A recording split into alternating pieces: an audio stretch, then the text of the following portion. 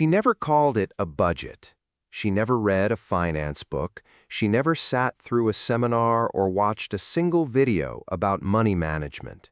She just had a tin box, 6 envelopes, and a discipline so quiet, so invisible, that the people around her never even noticed it working. Her daughter noticed, though. 30 years later, on her own wedding night, Eleanor set up the same 6 envelopes in her apartment, and her children did the same after her. One woman, one system, 3 generations of financial survival. And it all started with a decision nobody else saw her make. Her name was Dorothy, and she never talked about money out loud. That was the rule in their house, not spoken, just understood. But in 1954, silence about money didn't make the bills smaller, it just made the worry heavier. She started keeping a small tin box on the kitchen shelf. Nothing fancy. Inside, she placed 6 plain white envelopes, each one labeled in pencil: groceries, utilities, school, clothing, emergencies, and one simply marked breathing room.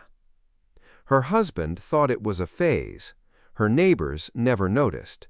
But if you're curious how this changed everything, stay with us. How did she even begin?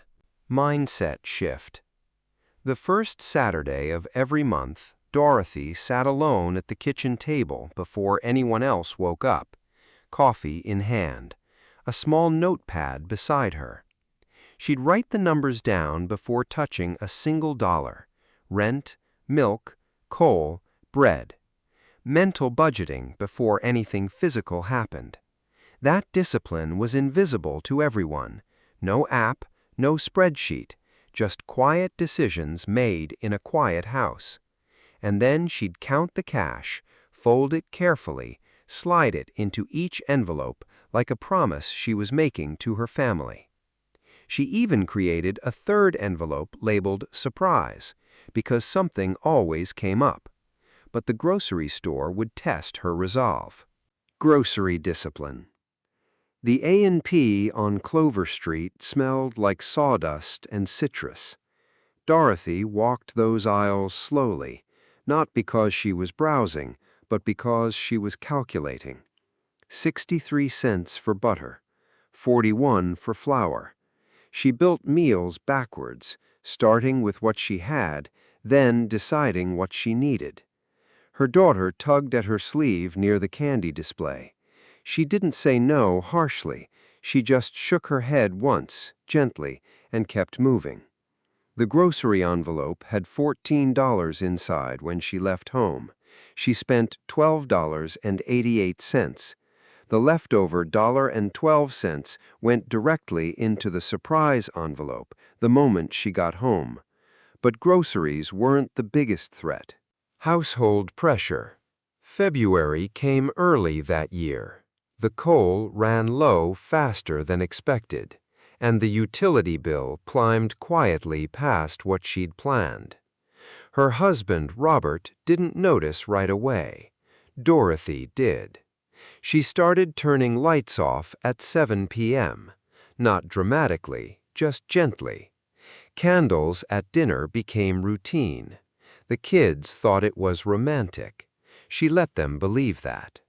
She'd already created a small buffer envelope, $4 set aside each month specifically for when the gas company surprised them.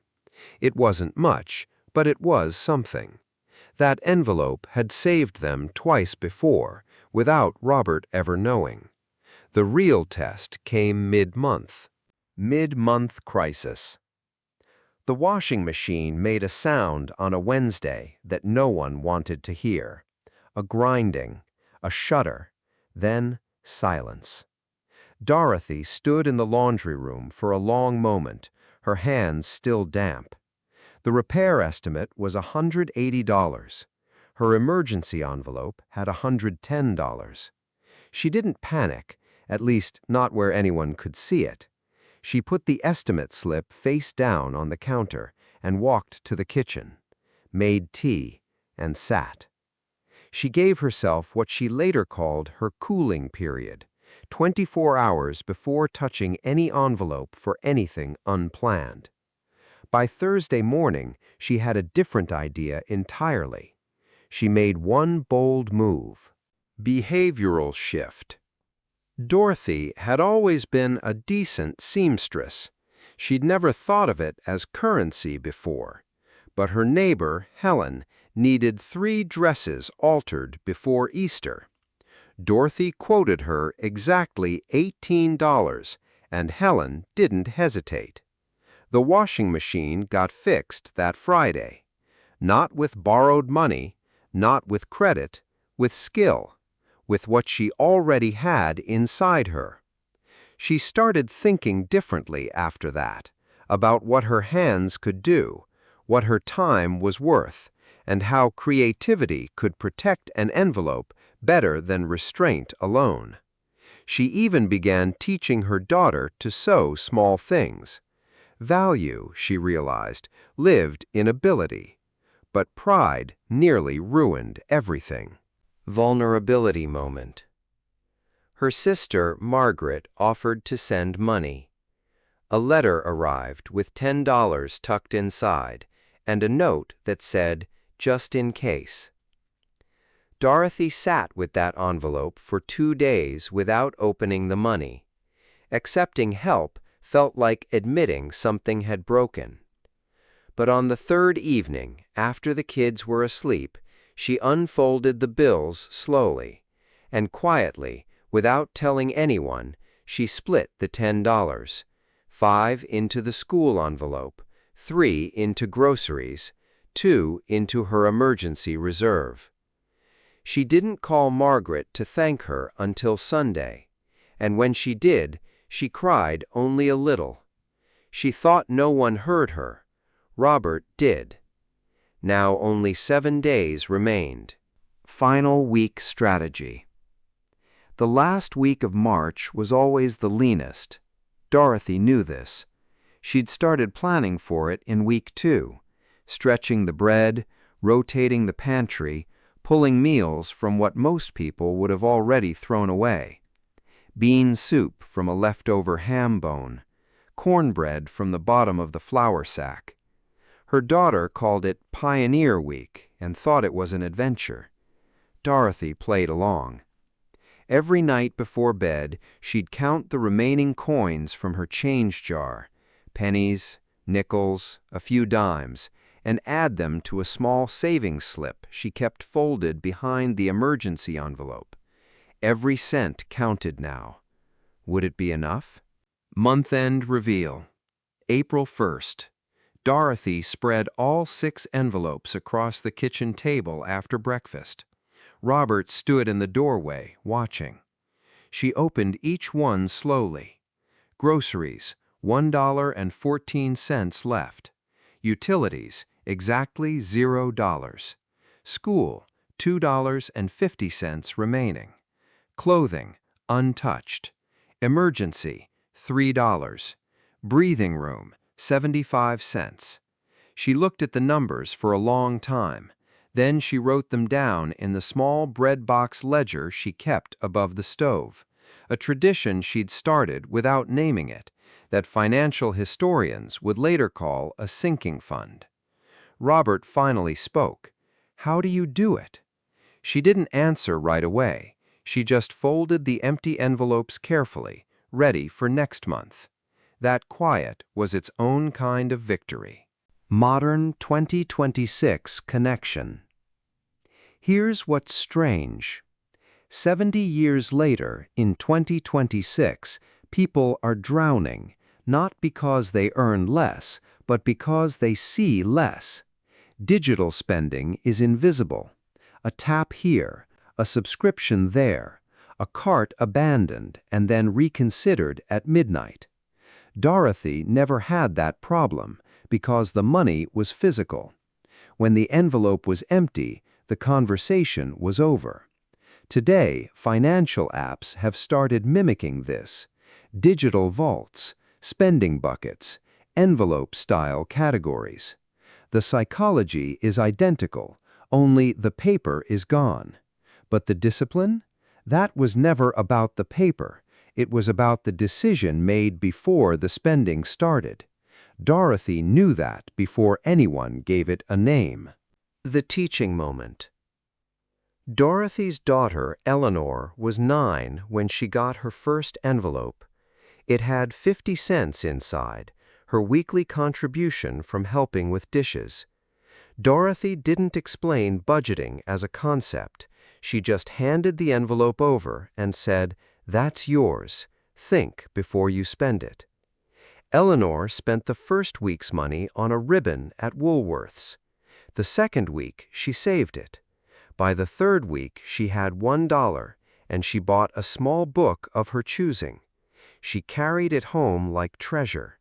That book stayed on her shelf for decades.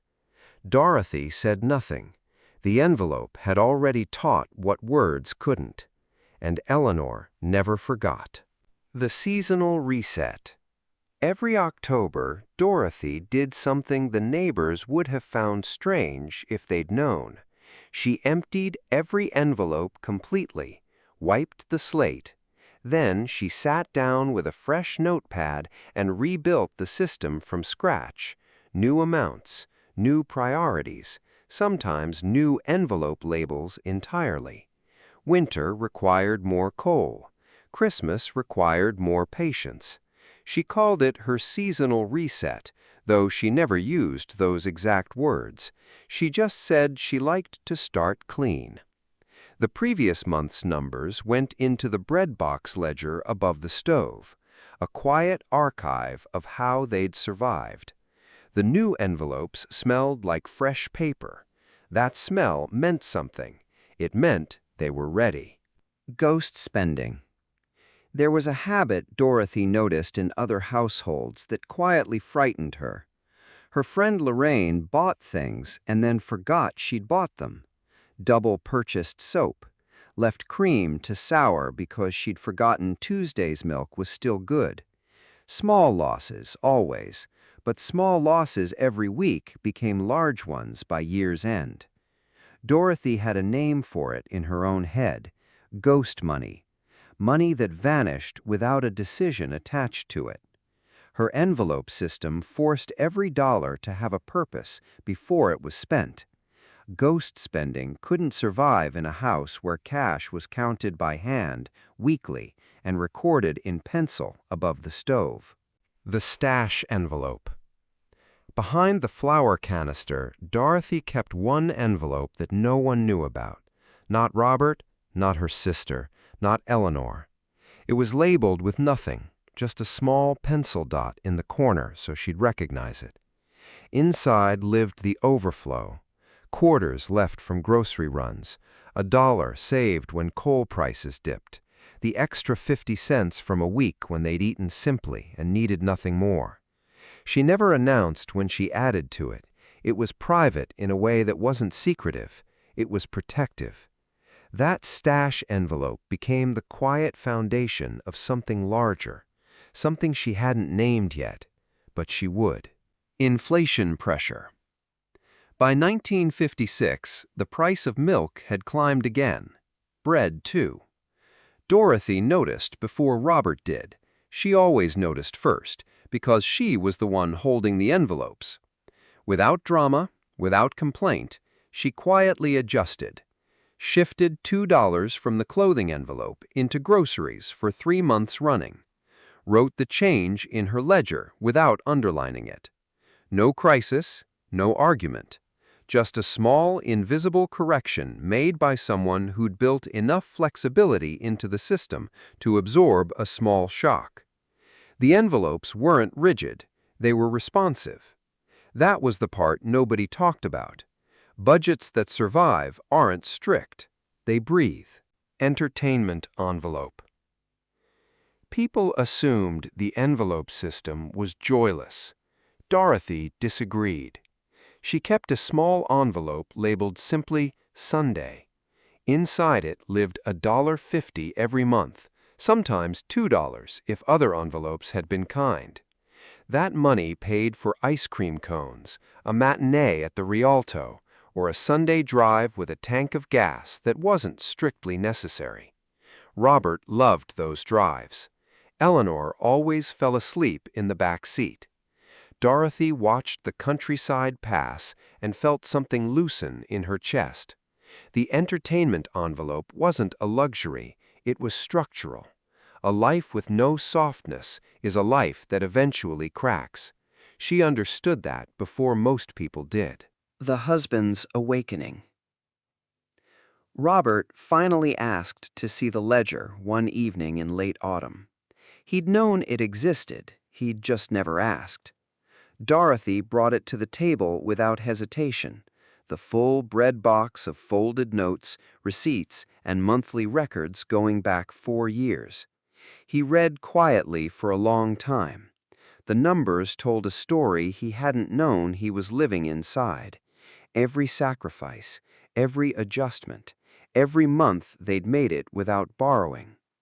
He set the ledger down and didn't say much, but the next Saturday morning he was at the table before she was, coffee ready, notepad open, waiting.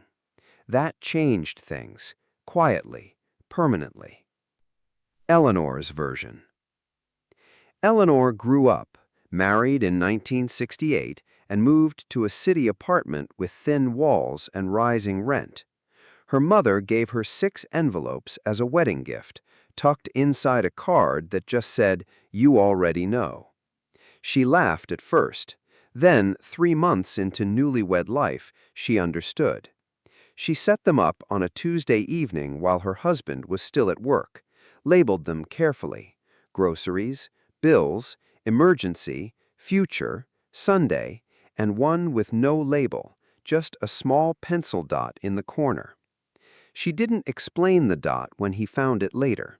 Some things are inherited without translation. He didn't ask twice. The system lives. In 2026, a woman named Jasmine sat in a studio apartment in Atlanta, 3 browser tabs open, a budgeting app loading in the corner, her paycheck notification still glowing on her phone. She'd read about envelope budgeting in a thread online.